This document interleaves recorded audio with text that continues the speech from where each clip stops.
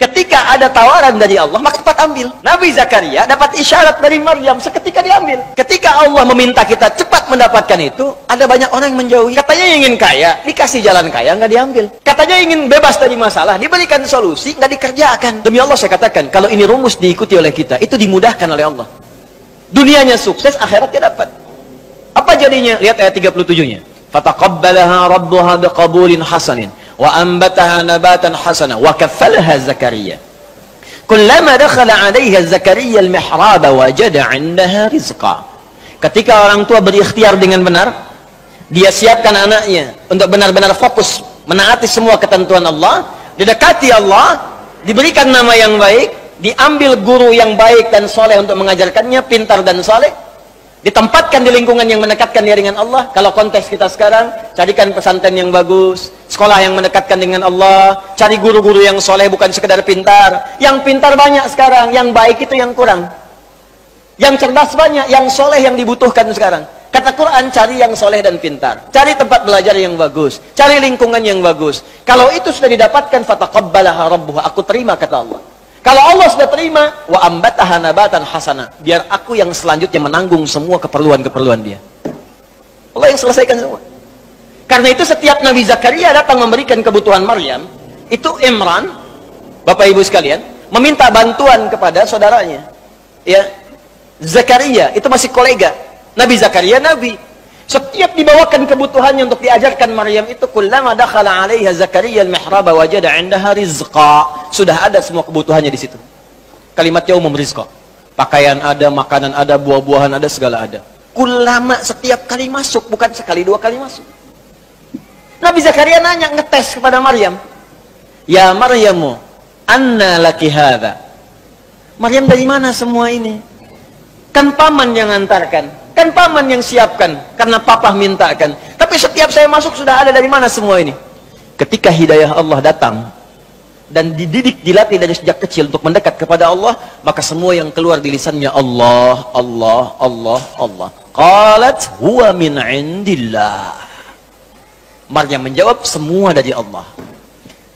Kalau anak kecil dari kecil itu didekatkan kalimat Allah, tasbih, tahmid, istighfar yang baik-baik, itu keluar Allah.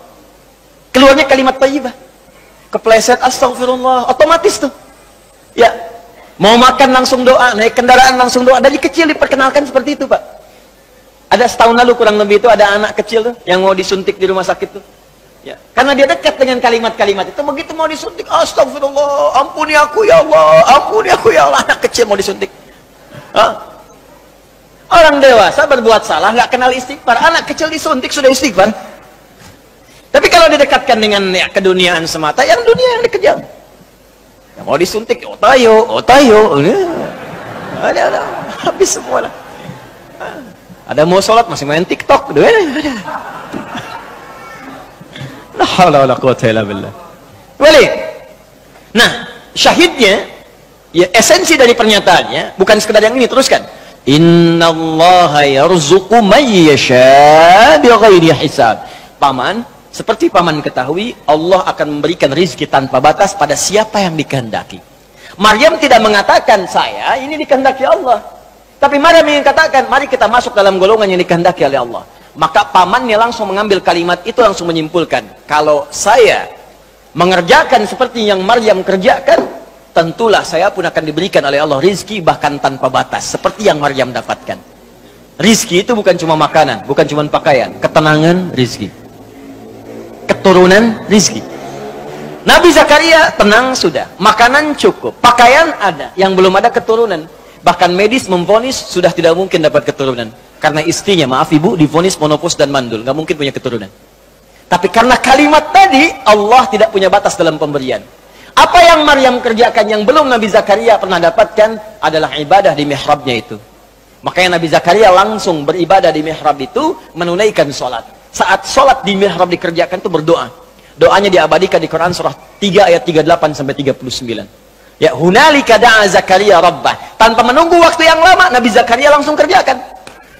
Lihat, ini yang nanti mau saya ajarkan. Tanpa menunggu waktu yang lama, seketika dikerjakan di mihrab itu. Apa yang beliau kerjakan? Beliau tunaikan sholat, berdoa kepada Allah. Qala rabbi habli min ladunka dzurriyyatan thayyibah. Ya Allah, engkau punya sifat Wahhab, pemberi tanpa batas. Orang mengatakan aku punya keterbatasan. Orang mengatakan istriku tak mungkin bisa mengandung. Maka ketika orang katakan mustahil, aku memohon kepadamu yang tidak punya batas dalam pemberian. Innaka sami'ud du'a. Aku yakinkan ya Allah, aku saksikan engkau yang maha mendengar doa. Kalau kepada yang maha mendengar doa saja tidak dijawab, kepada siapa lagi aku mesti minta? Anda tahu apa yang terjadi? Beliau sedang sholat, masih berdiri dalam sholatnya, belum selesai sholatnya, baru selesai baca doanya. Saking cepatnya jawaban Allah, tidak menunggu selesai sholat. Begitu selesai berdoa, langsung turun malaikat. Ayat 39-nya. Fanadatul malaikatu wa huwa qaimun yusalli fil mihrab. Seketika turun malaikat, sedangkan beliau belum selesai sholatnya, baru selesai doa, masih berdiri dalam sholatnya.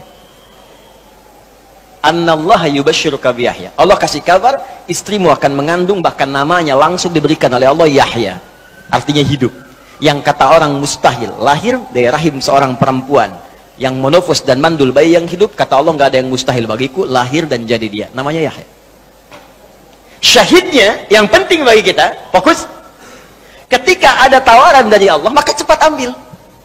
Nabi Zakaria dapat isyarat dari Maryam, seketika diambil. Maka Allah memberikan isyarat di sini. Siapa yang mau jadi golongan spesial ini? Siapa yang ingin masuk dalam golongan muttaqin, yang mendapatkan hudan, dapat segala kenikmatan ini, kenikmatan ibadah, solusi persoalan, sukses dan bahagia? Ketika Allah menawarkan dan memberikan isyarat dalam kalimat al-muttaqin, maka rumus Qur'annya cepat ambil ini, cepat dapatkan. Setiap ada peluang, cepat raih.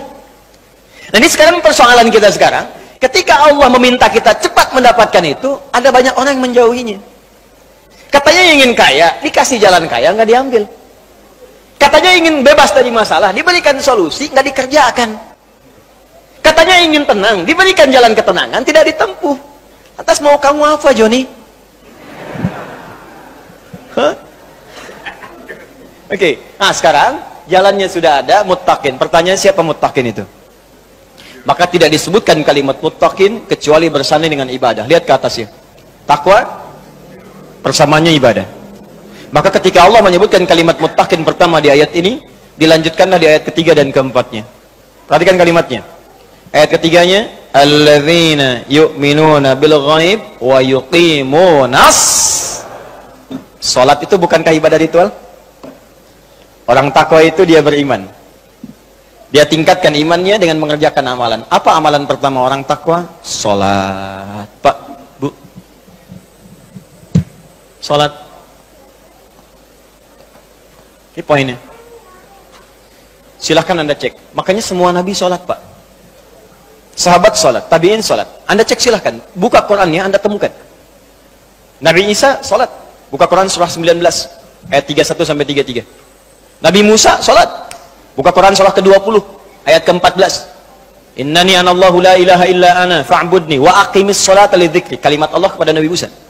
Nabi Ismail salat, bahkan minta keluarga besarnya salat.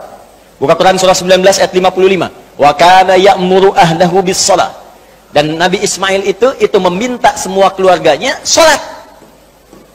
Bahkan wahyu yang diwahyukan pada Nabi Muhammad, itu kata Allah sama persis perintah-perintahnya seperti nabi-nabi dulu. Dari sejak Rasul pertama diutus Nabi Nuh. Kalau Nabi Adam Nabi, bukan Rasul.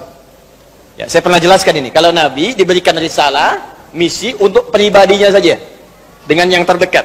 Kalau Rasul diberikan misi untuk umat. Kenapa Nabi Adam bukan Rasul tapi Nabi? Karena saat Nabi Adam turun, umat belum ada. Yang ada cuma Adam dan Hawa. Ya, umatnya nggak ada, makanya adanya Nabi. Nuh alaihissalam sudah ada umat, diangkatlah jadi Rasul. Ketika Allah menyebutkan wahyu yang diberikan pada Nabi Nuh, itu sama persis dengan Nabi Muhammad. Hanya Nabi Muhammad lebih sempurna. Dari mana taunya Ustaz? Buka Quran surah keempat ayat 163. Paling kiri sebelah atas di mushaf. Quran surah keempat An-Nisa ayat 163. Inna auhayna ilaika. Muhammad, sungguh, ta'zimun nafsi, pakai inna. Sungguh dengan keagunganku, kata Allah. Dengan segala kedahsyatan yang aku berikan kepada setiap rasulku. Perhatikan, aku berikan wahyu kepadamu sama persis kama auhayna ila nuhin wan nabiyyina min ba'di, sama persis yang aku berikan kepada Nuh alaihissalam dan nabi-nabi setelahnya sampai kepada engkau Muhammad sallallahu alaihi wasallam bin Abdullah bin Abdul Muttalib bin Hashim bin Abdul Manaf bin Qusay bin Murrah bin Kilab bin Ka'ab bin Ghalib bin Fihr bin Malik bin Nadar bin Kinana bin Khuzaimah bin Mudrika bin Ilyas bin Nizar bin Mudar bin Ma'ad bin Adnan bin Addi bin Adri bin Muqawwam bin Nahur bin Tarikh bin Ya'rab bin Yasub bin Nabit bin Ismail alaihissalam bin Ibrahim alaihissalam bin Azar aw bin Nahur bin Tari bin Abir bin Kinan bin Arfakhshad bin Sam bin Nuh alaihissalam bin Mihlail Batushala bin Kinan bin Anwas bin Tis bin Adam alaihissalam. Coba ulangi. Sama persis. Jadi Nabi semua sholat sebelumnya. Sholat. Untuk apa? Meningkatkan